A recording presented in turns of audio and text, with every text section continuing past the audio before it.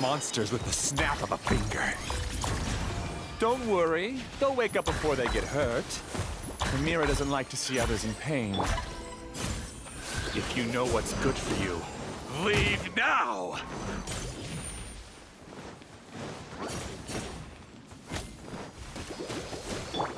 Sharing my knowledge! This might hurt a little. Help!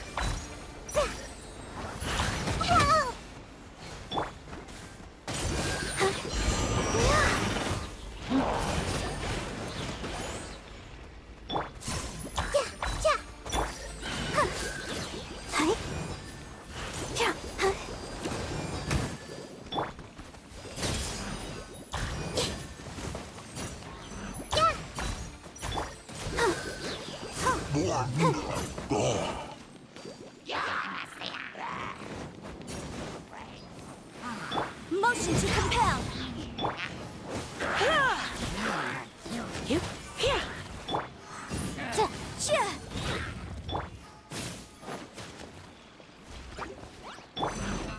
Leave it all to me. Boom, boom. Come a little closer.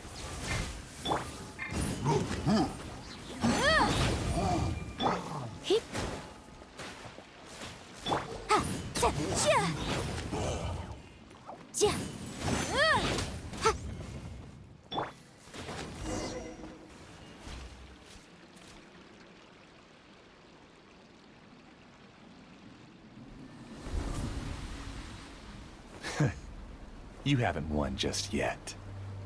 This dream is mine! If I go into hiding here, not even an Archon can ever find me. And as long as people yearn for happiness, they will return here and rebuild this paradise! Hey, stop! What's that? This dream is spiraling out of control and is collapsing now.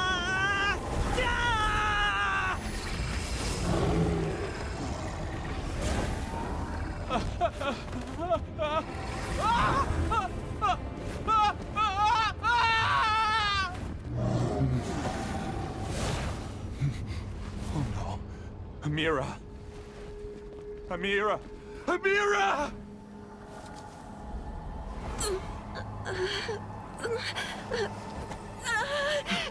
Amira, are you all right? I don't feel well. No, no, no! Please, no!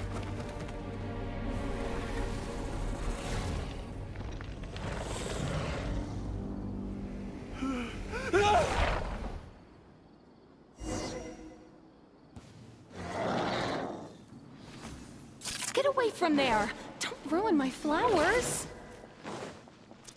What should I do? Where did it go? Left because he doesn't want you anymore.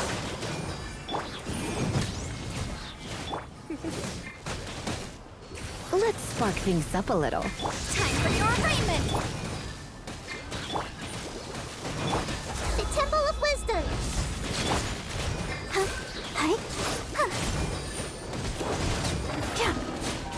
Who am I? I'm not Amira.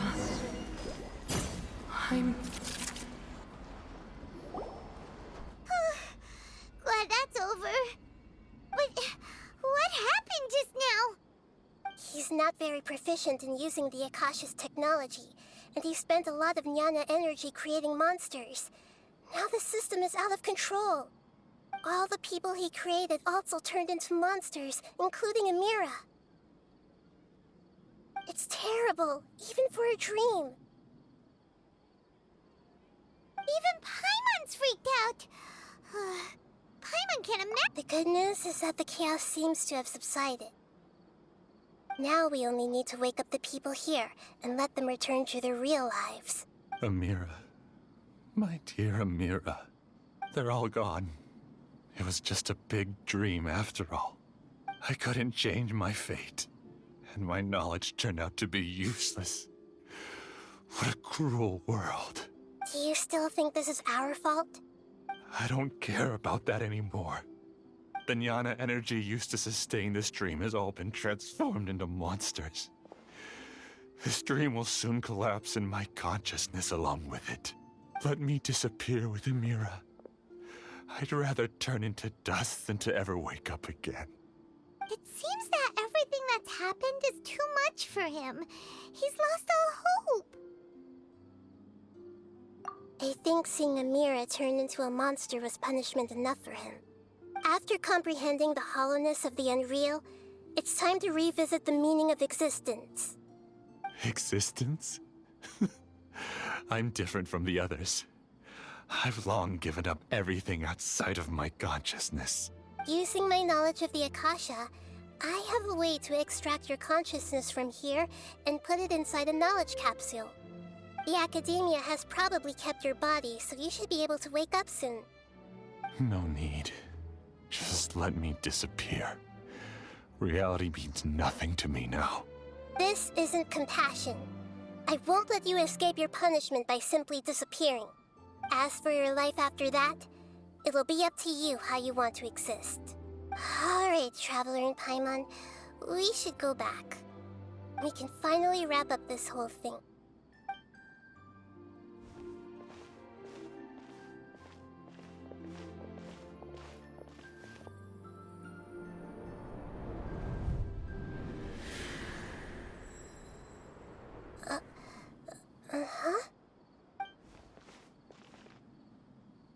What's wrong, Nahida? Oh, nothing.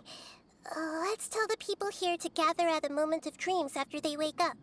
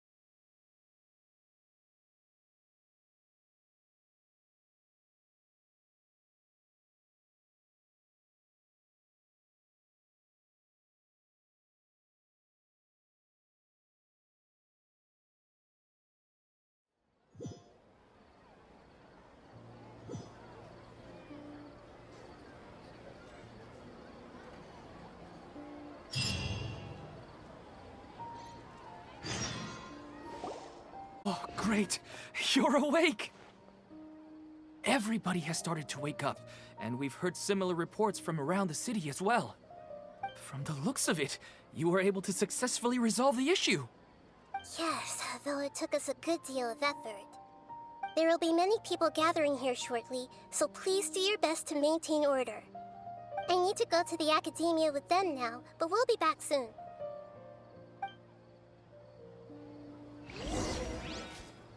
Are we going to ask about that scholar? Yes, but it may take some time for him to wake up after his consciousness returns to his body. We can leave the rest to the Matra.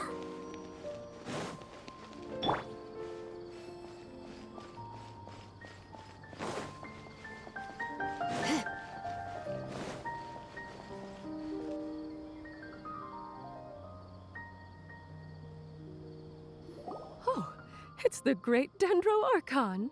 How can I help you? I would like to check the registration records of a Kasharawar scholar. He should be in an unconscious state right now. Okay, just a moment. Sorry to keep you waiting, Dendro Arcon. We have confirmed that there's a scholar named Beinuni who's been unconscious for a while.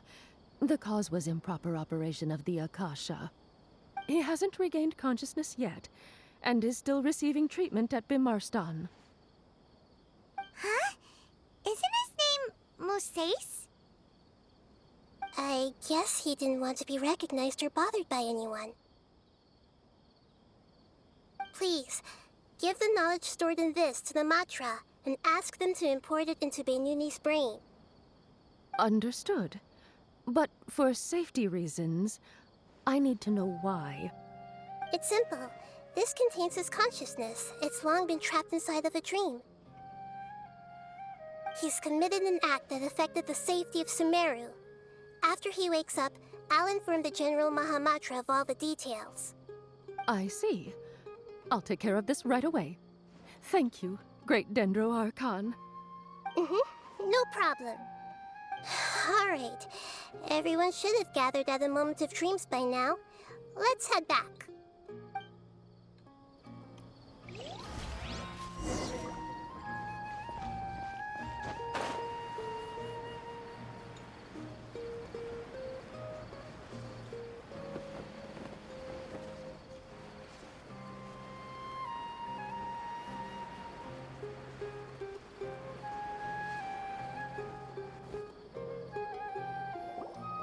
Let's be quiet and just listen in. I wonder what she's going to say. Hello, all of you who have just woken up. I'm sorry for interrupting your beautiful dreams. I may have acted a little cold when handling things in the dream. I sincerely apologize for that. Dreams have amazing power. They inspire us to remain resolute in the face of adversity and help those with aspirations achieve their desires. But dreams also have the potential to exploit people, confuse the senses, and distort the truth. Unfortunately, you are all chosen as prey for an elaborate scheme. As I've said before, I am still learning and cannot fully empathize with the pain of all the loss you've experienced. But just take a good look around you, and you'll see many other people who have had similar experiences. You should be proud that you've been able to gather here and look toward the future together. The path of life is long, and it's hard for us to see the destination. This leads us to ask a lot of difficult questions. What's the meaning of life? What's the purpose of my existence? Why do I keep experiencing pain and loss? Of course, the most comfortable choice is to stop progressing. Give up thinking, and just keep repeating whatever you're already familiar with. Whenever you have such thoughts, just look at the people and things around you. Some people work hard all day so that their families can have a hot meal on the table at night. Some people travel all over the world in order to create art that resonates with all of Teyvat. Some venture in search of the world's secrets to prevent rapidly approaching, yet still unknown, world-shattering catastrophes. Life is not just about yourself. Each and every one of your actions shapes you and the world around you. Look, friends and family will remember what you've done, and even some people you've never met may benefit from your actions. Therefore, many people will strive forward to forge new paths, even if they have to endure great pain to do so. Once you begin your journey on that same difficult yet rewarding path, you'll come to know the answers to those big existential questions, yet they will no longer feel as life-defining as they did before. But if you were to believe that life is nothing but an empty, ephemeral dream, then that's also the only thing it'll ever become. You're free to choose how you want to live your lives, but as your Archon, I should first make this information known to everyone. In the end, it's up to you whether you want to embrace a beautiful dream at the cost of your real life. Nahida said she wanted to speak with us alone. It seems like she went to the plaza in front of the academia.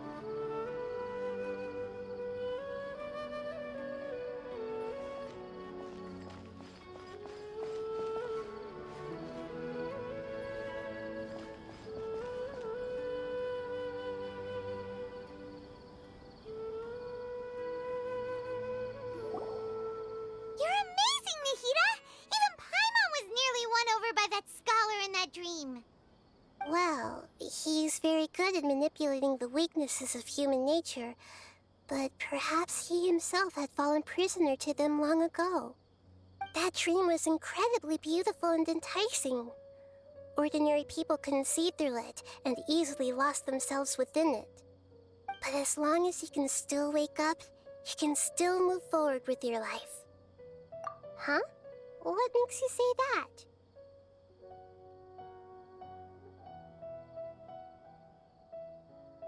Right! You said that you didn't understand human feelings, but we saw how considerate you were with all these people. Your speech just now really connected with everyone. You did a good job! Thank you. I've heard a lot of sad stories along this journey, and several of them have touched my heart. You can't say that the victims of the dream really did anything wrong, and what they wanted was also not unreasonable. That's why I could understand them when they tried to resist us and protect the dream. But all of my understanding and stirred feelings probably can't even account for even 1% of the pain they've experienced. I don't think this 1% can be seen as an example of what you call empathy. You're too hard on yourself, that's for sure.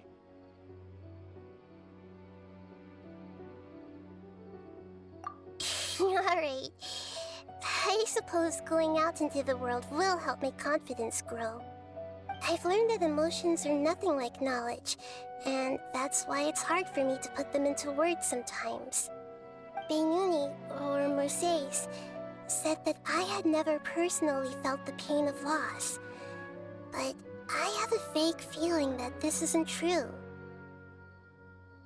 The moment I entered the dream, I felt like I was wrapped in a blanket of warm feelings. It was so warm that it felt like I had returned to the start of my life, and I didn't want to wake up anymore.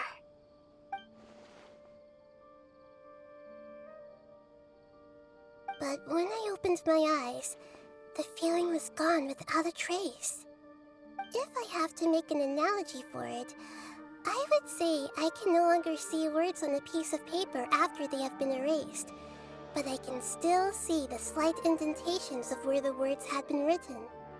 But now that I've experienced this dream, I think I can say with confidence that I won't dwell too much on the meaning of that warmth. It's enough that I can tell I was once supported by that warmth, and its existence has allowed me to get to where I am today. If I dwell too much on its exact nature, I would be putting the cart before the horse. I gave a speech to inspire my people, so if I were to fail to live up to those words myself, then that would be too embarrassing.